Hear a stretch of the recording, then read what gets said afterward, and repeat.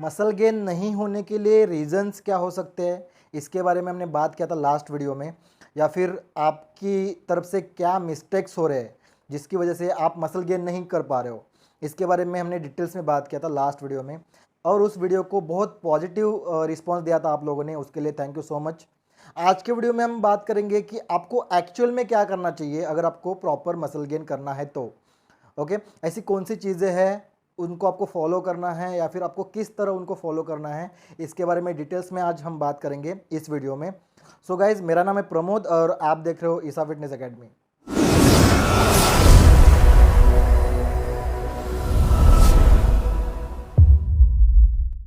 पहला चीज़ आपको ये फॉलो करना है, अगर आप मसल गेन नहीं कर पा रहे हो प्रॉपर, तो आप उस मसल को हफ्ते में 2 बार ट्रेन कर सकते हो। हाँ बिल्कुल, क्योंकि इसके पीछे रीज़न ये है कि जब आप मसल को ब्रेक डाउन करते हो, आपका माइक्रो ट्रामा आप जब करते हो, तो उसके बाद उसकी रिकवरी होने के लिए उसका रिपेयरिंग का जो फंक्शन है वो नेक्स्ट 72 आवर्स तक चलते रहता है। मतलब आप 72 आवर्स के बाद आप उस मसल को अगेन ट्रेन कर सकते हो। तो इससे क्या होगा, उस मसल को प्रॉपर ट्रेनिंग मिलेगी, उसका माइक्रो ट्रामा प्रॉपर होगा। अगर माइक्रो ट्रामा आप प्रॉपर कर रहे हो, हफ्ते में 2 बार उसको ब्रेक डाउन कर रहे हो, तो उसकी रिपेयरिंग भी या फिर उसकी जो हाइपरट्रॉफी है वो भी फास्ट होगी, उसका स्पीड जो है ऑटोमेटिक बूस्टअप हो जाएगा। तो जैसे कि अगर आपने मंडे को किसी मसल को ट्रेन किया है, तो उसको थर्सडे को अगेन आप उसको ट्रेन कर सकते हो। तो आप लोग आपका शेड्यूल इस तरह बनाइए कि आपका जो हर मसल का ट्रेनिंग है वो हफ्ते में 2 बार हो जाए।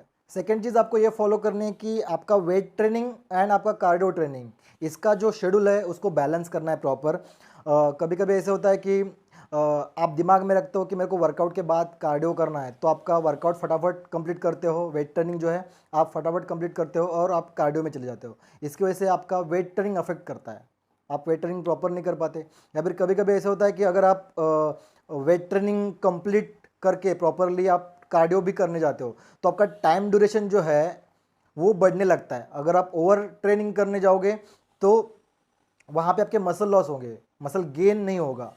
तो कार्डियो एंड वेट ट्रेनिंग ये जो है, आपको एक दिन में उसको फोकस मत करो, या फिर अगर एक दिन में भी प्रॉपर फोकस करना है आपको, तो उसको आपके टाइम के अकॉर्डिंग आप उसको शेड्यूल बना सकते हो। जैसे कि मॉर्निंग में आपने कार्डियो कर लिया एंड इवनिंग में आपने वेट ट्रेनिंग कर लिया, तो ये शेड्यूल जो है आपको एक दूसरे के ऊपर अफेक्ट नहीं करेगा। थर्ड पॉइंट आपको ये फॉलो करना है कि आपके बॉडी में जो बड़े मसल्स ग्रुप है उनकी ट्रेनिंग प्रॉपर करनी है, वहाँ पे आपको प्रॉपर ध्यान देना है।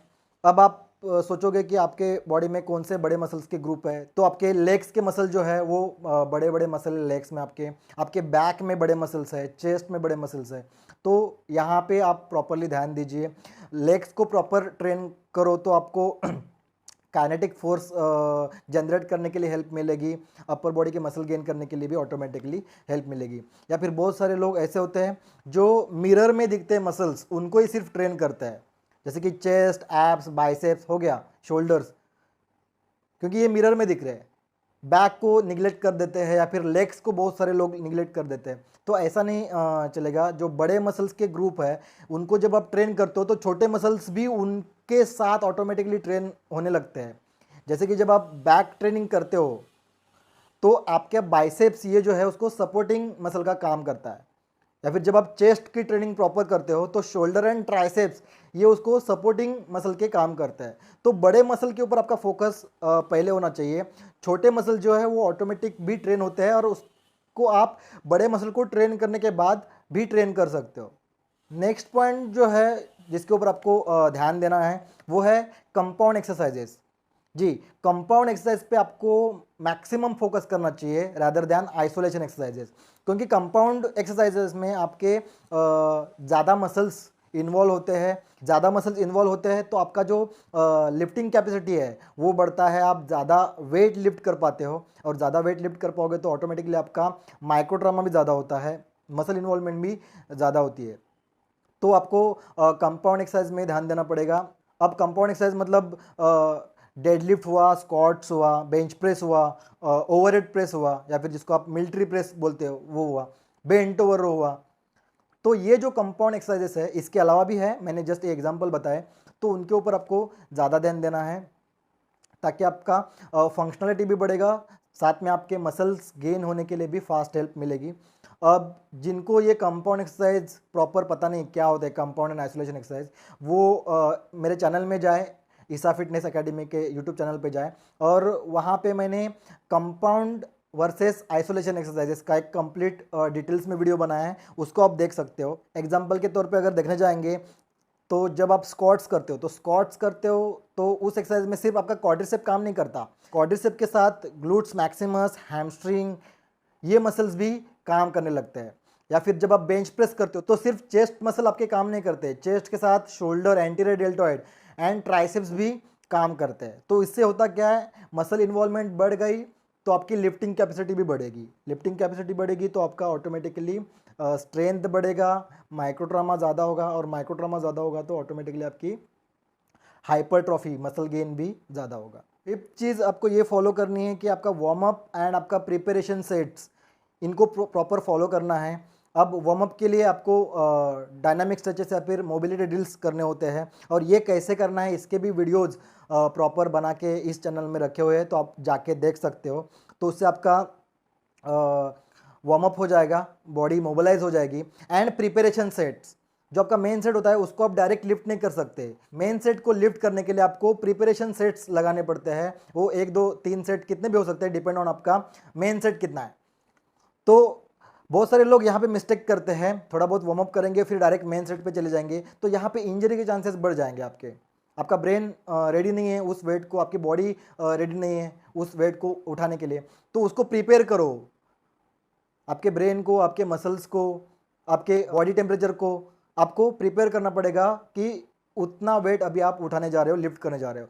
तो ये बहुत इंपॉर्टेंट चीज़ है, आपको वार्म अप प्रॉपर करना है और आपको प्रिपरेशन सेट्स भी प्रॉपर करना है, और इसके भी वीडियोस आप चैनल में जाके देख सकते हो। इसको अगर एग्जांपल से देखेंगे तो सपोज आपका बेंच प्रेस 50 केजीज़ का है, तो आप डायरेक्ट 50 केजीज़ नहीं उठाओगे जाते ही जिम में, आपको वार्म अप करना पड़ेगा पहले। वार्म अप के बाद आपको 20 किलो का एक फर्स्ट प्रिपरेशन सेट करना पड़ेगा, उसके बाद आपको सेकंड प्रिपरेशन सेट करना पड़ेगा 30 या 35 किलो का, उसके बाद आप डायरेक्ट 50 किलो पे जा सकते हो, या फिर उसके भी बीच में 35 एंड 50 किलो के बीच में भी एक प्रिपरेशन सेट हो सकता है 40 या 45 केजीज का। तो आप इस तरह ग्रेजुअली आपको आपका पाउंडेज बढ़ाना होता है, तो आपकी बॉडी क्या होती है उसके लिए प्रिपेयर हो जाती है और आपको इंजरी नहीं होती। 6th पॉइंट ये है जो आपको फॉलो करना है, वो आपका शेड्यूल, आप कौन सा शेड्यूल फॉलो कर रहे हो आपके एक्सरसाइज में, वेट ट्रेनिंग में। तो यहाँ पे आपको पुल एंड पुश शेड्यूल बहुत ज़्यादा हेल्प कर सकता है। अब इसमें कैसे होता है कि पुशिंग मूवमेंट में जो मसल्स काम करते हैं वो एक दिन करना है आपको, और पुलिंग मूवमेंट्स में जो मसल्स काम करते हैं उनको एक दिन ट्रेन करना है। ओके, सो आप पुशिंग मूवमेंट की अगर बात करोगे तो चेस्ट, शोल्डर एंड ट्राइसेप्स, अभी शोल्डर में एंटीरियर डेल्टॉइड की मैं बात कर रहा हूँ, वो तो ये मसल्स जो है आपके पुशिंग मूवमेंट में काम करते हैं। एंड पुलिंग मूवमेंट की अगर बात करोगे तो बैक, बाइसेप्स, पोस्टीरियर डेल्टॉइड, ये आपके पुलिंग मूवमेंट में काम करते हैं मसल्स। तो इनको आप ऐसे भी कर सकते हो, बैक एंड बाइसेप्स को एक दिन कर सकते हो, चेस्ट, शोल्डर, ट्राइसेप्स को एक दिन कर सकते हो, लेग्स को एक दिन कर सकते हो। इससे क्या होगा, जो रेसिप्रोकल इनिबिशन से जो नुकसान हो रहा है वो आपके बॉडी में नहीं होगा, उसका लॉस आपको नहीं झेलना पड़ेगा। 7th पॉइंट आपको ये फॉलो करना है, ओवर ट्रेनिंग नहीं करना है आपको, किसी भी मसल को ओवर ट्रेन मत करो। बहुत सारे लोगों को दिमाग में ये रहता है कि जितना मैं ज़्यादा ट्रेन करूँगा उतना मसल्स बढ़ेगा, ऐसा नहीं है। मसल को ब्रेक डाउन करने के बाद आप उसको रेस्ट कितना दे रहे हो, न्यूट्रिशन कितना दे रहे हो, ये बहुत ज़्यादा मैटर करता है। ओके, सिर्फ वर्कआउट करने से या फिर सिर्फ वजन उठाने से बॉडी नहीं बनेगी, तो आप लिमिटेड टाइम पीरियड में वर्कआउट करिए, जो आपका इंटेंसिटी है उसके अकॉर्डिंग आप अपना जो वर्कआउट है एक पर्टिकुलर टाइम फ्रेम में बिठाइए, और उसी टाइम फ्रेम के बीच में आपको आपका वर्कआउट कंप्लीट करना पड़ेगा। इसके बाद 8th नंबर पे जो चीज़ आपको फॉलो करनी है, अभी मैंने बोला कि सिर्फ वेट ट्रेनिंग करने से या फिर सिर्फ वजन उठाने से बॉडी नहीं बनेगी। तो 8 नंबर पे जो पॉइंट है वो है न्यूट्रिशन, बॉडी की रिक्वायरमेंट कंप्लीट करनी पड़ेगी। अब सिर्फ मसल गेन की बात करते हैं, तो मसल गेन होने के लिए कौन सा न्यूट्रिएंट ज़रूरी है, वो है प्रोटीन। तो बॉडी की प्रोटीन रिक्वायरमेंट आपको समझनी पड़ेगी, एंड उस प्रोटीन रिक्वायरमेंट को फुलफिल करना पड़ेगा एवरी डे।